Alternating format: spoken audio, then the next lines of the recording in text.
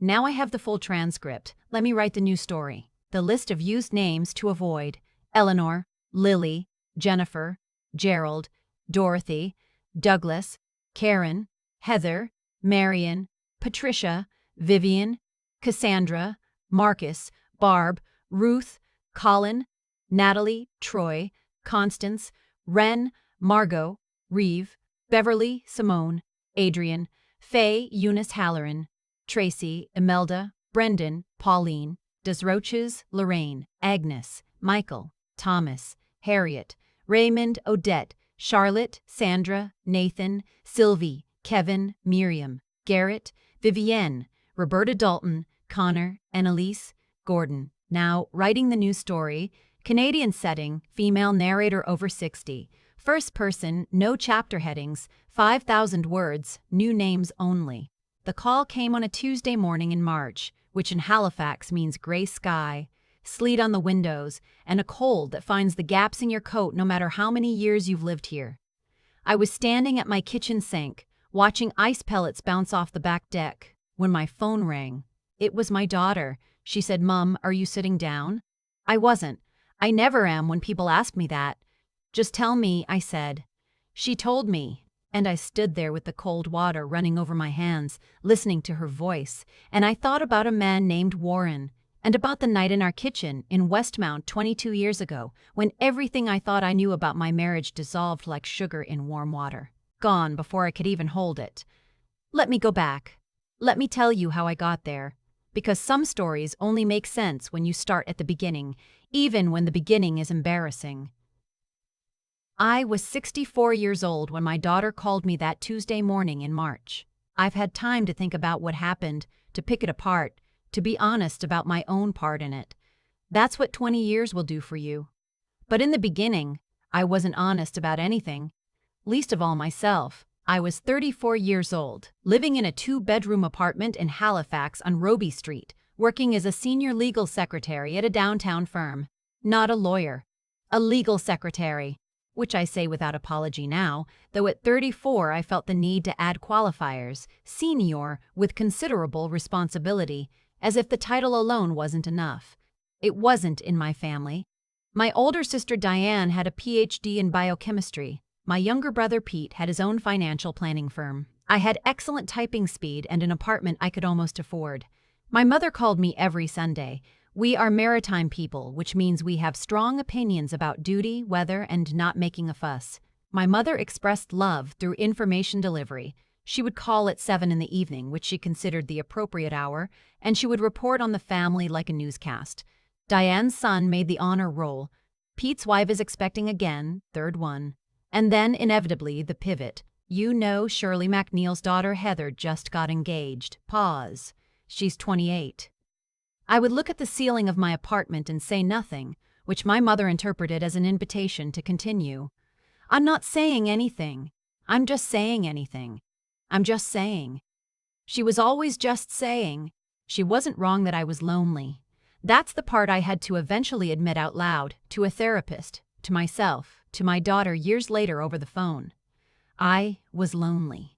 I was tired of the office Christmas party where I was the only person without a +1, tired of the question, "Are you seeing anyone?" and the particular face people made when I said no. Sympathetic, but also slightly relieved it wasn't them. So when my mother called on a Sunday in February 1997 and said she had someone she wanted me to meet, I didn't hang up the way I usually did. "He's the son of my friend, Louise," she said. "Warren de la Croix. Lovely family, the de la Croix. Lovely family, the de la Croix." His father was a civil engineer, very well regarded. Warren started his own company, something to do with environmental consulting. Does very well. She paused. "He uses a wheelchair." I waited. "He was in a cycling accident about 6 years ago. Spinal cord injury. He's been in a wheelchair since. Full-time, from what Louise tells me. But he's completely independent, has a modified vehicle, lives in his own place in Westmount. Louise says he's the same Warren he always was. Intelligent, funny, thoughtful. It's just that some women—" She stopped, recalibrated. "Some women aren't able to look past the chair. But I thought you'd be different." I heard the manipulation in that, and I accepted it anyway, because she was right. I thought I would be different. I thought I would be different. I thought I was the kind of person who saw past surfaces, who valued character over circumstance. I thought, if I'm being truly honest, that a man in a wheelchair might be grateful, that he might not have the luxury of being picky, that he would appreciate me in a way the standing men hadn't. I'm not proud of that reasoning. I understand it now better than I did then. Warren Delacroix was not what I expected. He was 41, dark-haired, broad-shouldered, in the way of men who use their upper bodies entirely instead of their legs. He drove himself to our first dinner, a restaurant on Spring Garden Road, and he was there before me, which meant he'd navigated the accessible entrance and found the table and ordered sparkling water and was reading something on his BlackBerry when I walked in. He looked up and smiled, and the smile was warm and amused and not at all grateful. "You're exactly how your mother described you," he said. "Oh no. What did she say?" "Serious. Beautiful. Allergic to small talk." He gestured to the chair across from him. "She was right about all three." I sat down. "You spoke to my mother directly?" "She called my mother." "My mother called me. It was very maritime." He picked up the menu.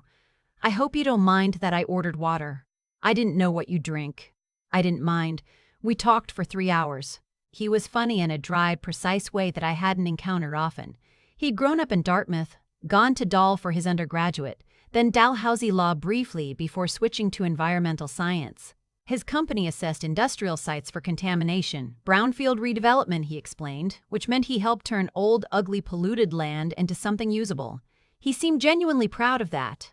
Not in a boastful way, in the way of a person who finds their work meaningful. He didn't mention the accident until I asked, which I did awkwardly, around the second glass of wine. "You don't have to tell me about it," I added quickly. "I don't mind, it was a long time ago." He set down his fork. "I was cycling to work, out on the highway. A truck clipped me. I went down on my left side, fractured vertebrae at T6. I was in rehab for 8 months." He said it the way you say a weather event, something that happened, something survived. I mourned it. I won't pretend I didn't, but I've had 6 years since then to figure out who I am now. "And who is that?" He smiled. "Someone who can parallel park better than most people with full use of their legs." The hand controls took some adjustment. I laughed. Actually laughed. I hadn't laughed on a date in years. We started seeing each other. Dinner once a week, then twice, then long Sunday afternoons at his apartment in Westmount. A beautiful ground-floor unit he'd had extensively modified, wider doorways, lowered counters, a kitchen where he cooked genuinely well. He made me poached eggs once on a Sunday morning after I'd stayed over the first time, and I sat at his kitchen table watching him move around that kitchen with the same efficient confidence he brought to everything. And I thought, this is a person who has figured himself out, who is comfortable in his own life in a way I wasn't in mine. I learned things.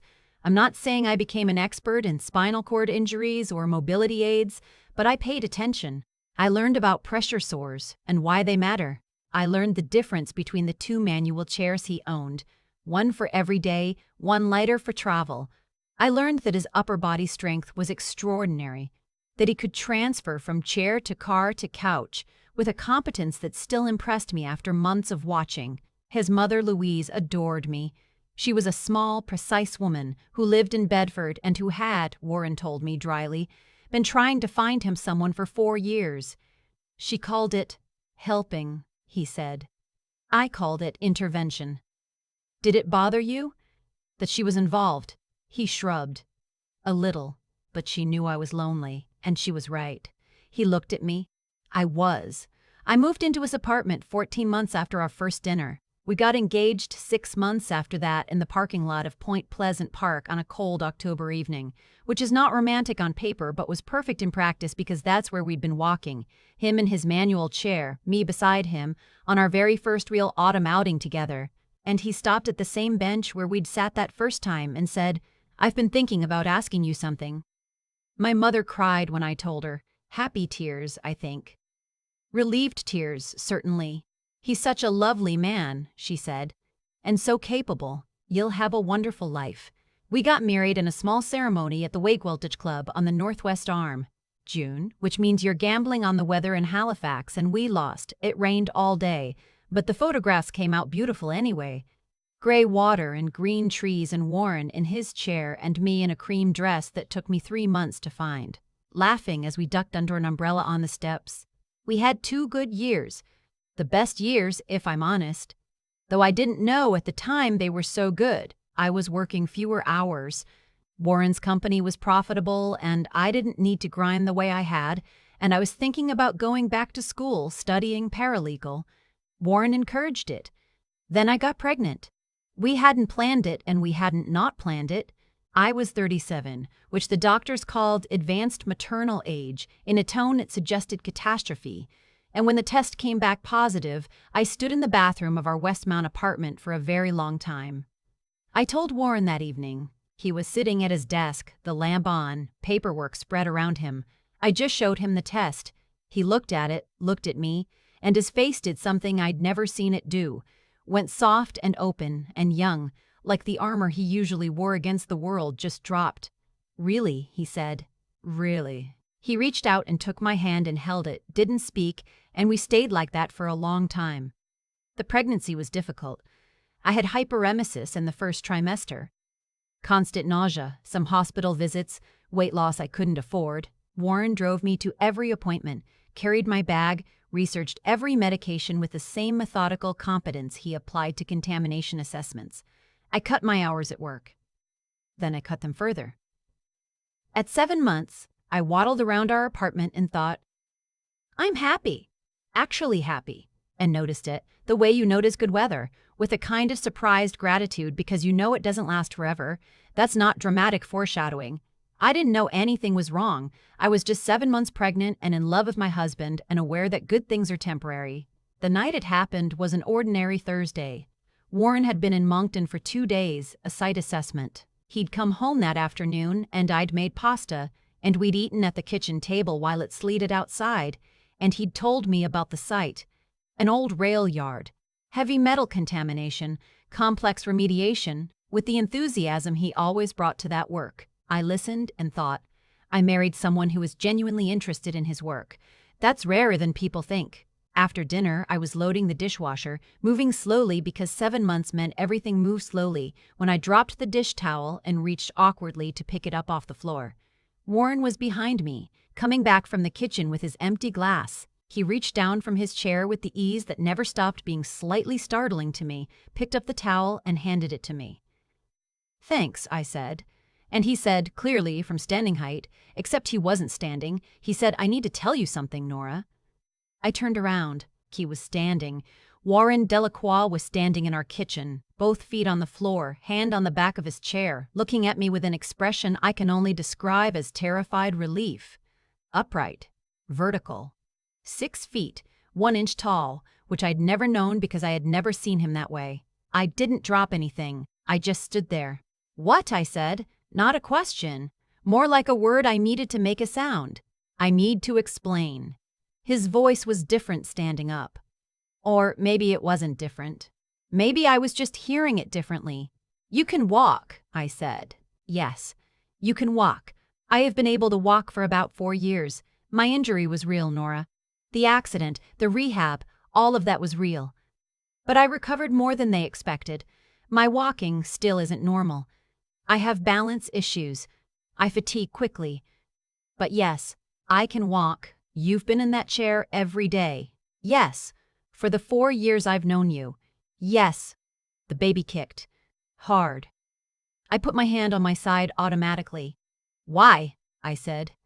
And he sat back down. Because standing was an effort, which I understood much later. He lowered himself into the chair and looked up at me and said, "Because after the accident, when I was still truly chair-dependent, the woman I'd been with for 3 years left me." Claire. That was the name he used, just the once. She said she couldn't build a life around a wheelchair. She said she needed a partner who could do things with her, hiking, skiing. She said she wasn't strong enough. He stopped. I believed her. I thought that was true about everyone, that the chair was something people would tolerate until they realized they had other options. "So you kept it." I kept it. And when my mother introduced us, when I met you, I thought, let me just see. Let me see if you're real.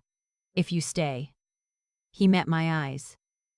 You stayed, and then I was in too deep to say anything, and then you were pregnant, and I kept telling myself I'd find the right moment. For 4 years. Yes, I walked out of the kitchen. I walked to our bedroom and closed the door, which I understood even then was not a solution, but was all I had available. I sat on the edge of the bed and I thought, he can walk. My husband can walk. My husband has been sitting in a wheelchair in front of me every single day for 4 years, and he can walk. I thought about things. The accessible apartment, his idea, of course. The way I'd rearranged my habits around his chair, always thinking about curb cuts, always checking ahead at new restaurants. The pride I'd felt, embarrassing now, at being someone who didn't mind. Being the woman who saw past the surface. There was no surface to see past. There was just a lie. He knocked on the door after an hour. I didn't answer. He spoke through it. I know this is wrong. I know there's nothing I can say to justify it, but I need you to know that I love you. What we have is real. That part was never a lie. I said through the door, your mother knew. A pause. Yes, she watched me. For 4 years, she watched me adapting, learning, being. What did she think I was being? Patient? Accepting? My voice was very steady, which I have found is what happens to my voice when I'm beyond ordinary anger and into something that has no name. She let me believe I was marrying a man who needed that kind of support. She was worried. After Claire left, she thought I don't want to hear what she thought. I didn't speak to him for 2 days. He moved to the guest room without being asked. He left meals outside the bedroom door, sandwiches, soup, with a care that made me angrier because it was the same care I'd come to rely on, and now I didn't know what it meant. My sister Diane came.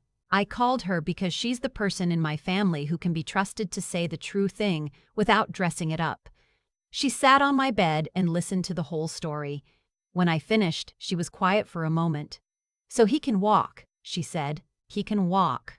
Badly, from what you described. That's not the point. I know it's not the point, she said. I'm just trying to understand what was real and what wasn't. She looked at her hands. Because the accident was real. The injury was real. The 8 months of rehab, that was real. He's not some con artist who faked a disability from the start. He recovered more than expected and then made a choice to keep using the chair. A 4-year choice. A terrible choice. Yes? She paused. But the man you've been living with, his actual personality, the way he treats you, the way he has treated you, Nora, was that part real? I didn't answer her. Because I didn't know. That was the problem. I didn't know what was Warren and what was performance. I called a counselor, recommended by Diane, a woman named Dr. Abud who practiced near the Queen Elizabeth II Health Sciences Center. I went alone the first 3 times. I told her everything. She listened the way good therapists do. Actually listened, not waiting for her turn. When I finished the first session, she asked one question. When you think about the life you had with Warren before Thursday night, is there anything about it you'd describe as false? Not the wheelchair, set that aside. The relationship itself. The man himself. I thought about it for a long time. No, I finally said. Tell me about why you fell in love with him. I told her. The dry humor. The competence. The fact that he cared about his work. The fact that he didn't need me to fill silences. The fact that he didn't need me to fill silences. The fact that he challenged me, disagreed with me when he thought I was wrong, without cruelty. And do any of those things require a wheelchair? She asked. That's not the point, I said, which is what I'd said to Diane. I know. I just want you to be able to hold 2 things at once. That what he did was wrong, and that what you had was real. Those can both be true. Warren came to the 4th session. He looked like he hadn't been sleeping, which he hadn't. He was in his chair. When I walked in and saw him there, something moved in my chest. Fury, grief, I couldn't parse it. Dr. Abud asked him to tell his story from the beginning. He did. Without deflection, without minimizing. He talked about the accident, the recovery, Claire's leaving. He talked about the fear that had calcified into a habit, into a structure he didn't know how to leave. He talked about meeting me and thinking, I'll just see if she's different, if she's real. And was she real? Dr. Abud asked. He looked at me. She was the most real person I'd ever been with. Then why didn't you tell her? Because I was afraid that if I did, she'd leave. Like Claire did. He stopped. That's the thing I can't. He stopped again. I know how insane it is. I know that by lying, I guaranteed she'd have every reason to leave. I know the logic is broken, but fear doesn't run on logic. I sat with that for a while. I wasn't ready to forgive him. I want to be clear about that. I was not ready for weeks, but there was something in watching him say it, not dramatically, not with excessive emotion, but plainly, accountably, that let me start to understand the shape of what had happened. It didn't excuse it. It helped me see it clearly, which is different. His mother, Louise, was a harder conversation. She called repeatedly. I let it go to voicemail. She wrote me a letter, an actual letter on paper, in her careful handwriting, that said she was sorry and that she'd made a mistake born of love for her son. I kept the letter, didn't respond. When my daughter was born, 6 weeks after that kitchen night, Louise came to the hospital. She stood in the doorway of the room, and I looked at her and she looked at me, and she said, "May I come in?" I said yes, because my daughter had just arrived and I wasn't capable of sustaining the anger that day. She held the baby and cried, and I watched her and thought, this woman made a catastrophic error out of love. I understand love making you do catastrophic things. I don't forgive her, but I understand it. We named my daughter Petra Louise Delacroix, which included the middle name as a complicated gesture, not forgiveness, but acknowledgement that Louise was part of what made Petra possible. The reconciliation with Warren was slow and non-linear and, at times, exhausting. He started using his walking aids more. Not because I asked. I didn't ask anything about the chair. That felt like too much management of someone else's body. But because he'd decided, he told me later, that the chair had become a disguise and he didn't want to wear disguises anymore. He still uses it sometimes. Balance issues don't disappear just because you've had a revelation. But sometimes he walks, awkwardly and slowly and with a cane. And the first time I saw him do that in public, at a coffee shop on Quinpool Road, something in me shifted. Not the walking. The fact that he was willing to be seen that way, effortful. Less than smooth. I went back to work when Petra was 18 months old. Warren hired someone part-time to help with the house, insisted on it. I enrolled in the paralegal program at NSCC, graduated 2 years later. I had a whole second act, professionally, that I wouldn't have had without the time his income bought me. And that felt complicated for a while, because I didn't want to feel grateful for things funded by a man who had deceived me. But Dr. Aboud helped me untangle that. Complicated things can coexist, she said, more than once. You can be grateful and angry. You can love someone and still grieve what they cost you. My mother and I repaired. It took time. She'd known Warren's mother's plan, or known enough of it. The wheelchair wasn't a permanent condition, and Louise had told her so, and she'd said nothing to me because she wanted me to have what she'd always wanted for me. A husband, a home, a child. I understand that. I don't think I'll ever not be hurt by it. But she's my mother and she's in her late 80s now, and we have Sunday calls again, which is enough. Diane never entirely forgave Warren. She's cordial. Diane is always cordial. But there's a coolness there that 20 years hasn't fully thawed. I don't blame her. She was the one who held me together in those first weeks. She earned her skepticism. My daughter Petra is 21 now. She knows the story. We told her when she was 15, carefully, without either of us positioning ourselves as heroes or villains. She listened very seriously and asked 2 questions. The first was, "Does it bother you that you married him partly because you thought you'd be good at looking after someone disabled?" I said yes. It does bother me. It tells me something about where I was in myself at 34, about the particular shape my loneliness had taken. I'm not proud of that reasoning. The second question she asked was, "But do you love him now? Like, do you actually love him?" I told her, yes, I actually love him. Warren and I have been married for 24 years. He is still, at 67, the driest person in most rooms. He still makes poached eggs on Sundays with the same unhurried precision. He still disagrees with me when he thinks I'm wrong, which is more frequent now that I'm 64 and have strong opinions about most things. He retired from his company 6 years ago, and the remediated land he spent his career rehabilitating is now a mixed-use development in the north end of Halifax that I drive past sometimes and think that used to be poisoned ground. Now there's a daycare there. That's a strange kind of legacy. When my daughter called me that Tuesday morning in March and asked if I was sitting down, she told me she'd been offered a research position at UBC in Vancouver. She was asking if I was okay with her being that far away. I stood at my sink with the cold water running and thought about distance and proximity and what it means to stay. "Of course I'm okay with it," I told her. "You go." After I hung up, Warren came into the kitchen. He'd heard enough of my tone to know something had happened. He stood in the kitchen doorway with his cane, the sleet still coming down outside, and looked at me. "Petra's going to Vancouver," I said. He was quiet for a moment. "Well," he said finally, "we'll have to visit more."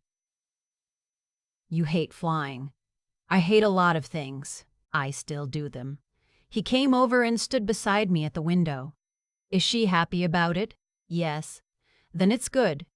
We stood there together watching the sleet, and I thought about all the Tuesdays like this one, all the ordinary mornings that accumulated into a life. I thought about the kitchen in Westmount in the moment he stood up, and how my whole understanding of our life rearranged itself in that instant. I thought about how long it took to rebuild something honest from the ruins. I thought about the paralegal certificate on my office wall, and the Sunday calls with my mother, and Diane's slightly thawed coolness, and Petra's 2 careful questions when she was 15, and all the sessions with Dr. Aboud where I learned to hold 2 true things at once. I don't know if I'd choose the same path now. I don't know what 34-year-old Nora Brennan deserved, or what she would have built if she'd walked away from that kitchen and that apartment and that man. Maybe something better. Maybe just something different. But I know what I have. A husband who has been honest with me for 20 years, meticulously and sometimes inconveniently honest as if he's making up for lost time. A daughter who asks clear-eyed questions and then moves to Vancouver. A second career I built for myself after 40, which turned out to be the career that fit me. A life that is not the one I imagined at 34, standing at the window of my Roby Street apartment, watching the fog come in. It's the one I actually lived. And that, I've decided, is the one that counts. I've been thinking about cause and consequence a lot lately. Not in an abstract way. In the specific, uncomfortable way you think about things when you've had 20 years to watch them play out. Warren made a choice in fear, and that choice created a 4-year structure of deception that collapsed in our kitchen on a Thursday night in March. That's the cause. The consequence wasn't just my pain or his. It was the 2 years of therapy, the fractured relationship with my mother that never fully repaired, the particular look on my daughter Petra's face when she was 15, and we sat down to tell her the whole truth. You can't contain the damage of a lie to the person you told it to. It spreads. It finds every relationship in the room. But here's what I've also had to reckon with. Honestly, I made choices too. I chose to believe that being willing to love someone with a disability made me a better person than other women. I let that belief sit in me without examining it, and what Warren found underneath all his fear was exactly that belief. A woman who needed to feel needed, who confused patience with virtue, who was lonely enough to mistake a man's dependency for a man's love. We were, in a way, 2 people running from the same thing. We just ran in different directions and collided in the middle. The ethical failure wasn't only his. That took me years to admit, not because I owed him absolution, I didn't and I don't, but because the truth of my own part in it was the thing that finally let me stop being a victim of the story and start being a participant in it. There's a difference. The difference is everything. What I want to say, if there's anything worth saying after all of this, is that intelligence isn't just about knowing things. It's about being willing to look at yourself without flinching. Warren had to do that. So did I. So did Louise, eventually, in her therapist's office in Bedford. So did my mother in her careful, partial way. None of us got there quickly, none of us got there cleanly. But the willingness to look. That's where the repair started. And resilience, I've decided, is not the dramatic thing it sounds like. It's not surviving catastrophe. It's the Tuesday morning when you stand at the sink watching sleet and you call your daughter back and say, "Go to Vancouver, go build your life, I'll be fine." It's the evening you drive past the remediated land your husband spent his career rehabilitating, land that used to be poisoned, now a daycare, now children running in the courtyard, and you think things can be made livable again. Not identical to what they were, but livable and sometimes better. Petra asked me once if I regretted staying. I told her the honest answer, which is that I don't think regret is the right frame. I made the choice I made with the information and the heart I had at the time. I'd make some of it differently now, but the life I have, Warren's dry humor at the breakfast table, Petra calling from Vancouver, the paralegal work I'd built in my 40s that turned out to be the work that actually fit me, none of that exists without the hard years in between. You get the life you're willing to be honest about. I believe that now, not as a tidy lesson, but as something I earned the slow, inconvenient way.